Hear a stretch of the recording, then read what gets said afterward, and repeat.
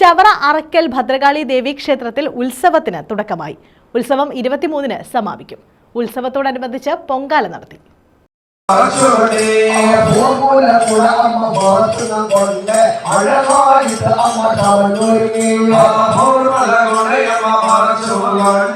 ചവറ അറക്കൽ ഭദ്രകാളി ദേവി ക്ഷേത്രത്തിലെ തോറ്റമ്പാട്ട് മഹോത്സവത്തിന് തുടക്കമായി.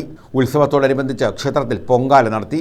തന്ത്രി ഇരട്ടക്കുളങ്ങര സുരേഷ്, മേൽശാന്തി ബിനു, നിത്യശാന്തി കൈലാസ് എന്നിവരുടെ കാർമ്മികത്വത്തിലായിരുന്നു ചടങ്ങുകൾ നടന്നത്.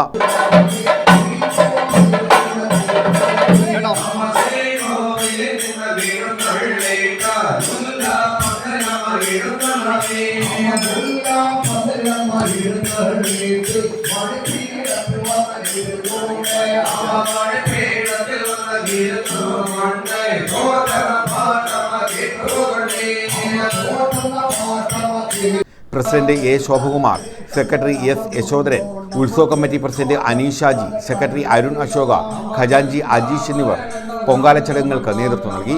നിരവധി ഭക്തർ പൊങ്കാല ചടങ്ങുകളിൽ പങ്കാളികളായി. News bureau, Chavara.